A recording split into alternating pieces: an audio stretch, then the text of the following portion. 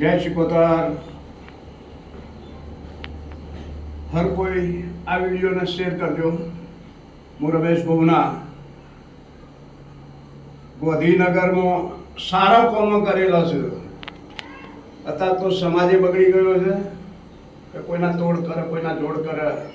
Ramesh ગોવના only પર દીકરી હાચવી હતી ગાંધીનગરમાં 18 આલમની શાક માર્કેટની અંદર પણ કાઠિયાવાડી વેરો વાગડી કહેવાય, રાવળ કહેવાય, મારવાડી કહેવાય કે ભાઈ દીકરી હાચવવાની છે, કોઈ લોકની હોય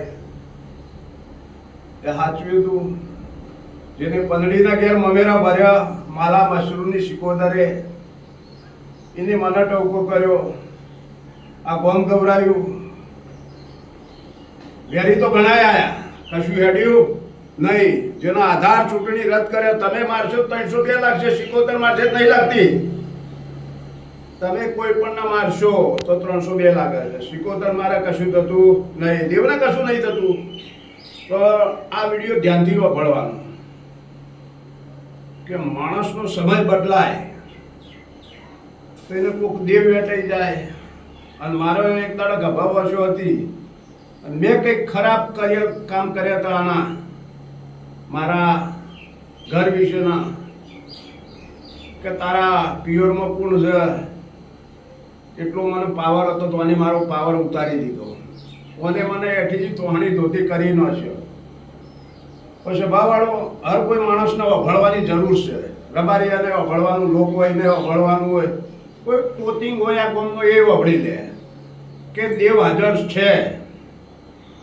આજે તમારો છોકરો પરણાવવું હોય તો તમારે લાખ રૂપિયા ગોતવાના થાય છે, 2 લાખ ગોતવાના થાય છે, ઓનું હોય છે એટલે ક્યાંથી આવે છે પ્રજા ખાય છે। 3 પથારી દરબારમાં થઈ ઝાંસકાના રજપૂતોનો। દરબારે એક માગણી માગી કે માં તું ધોવા, એ અમારા મજી બાપાના સંબંધો હતા।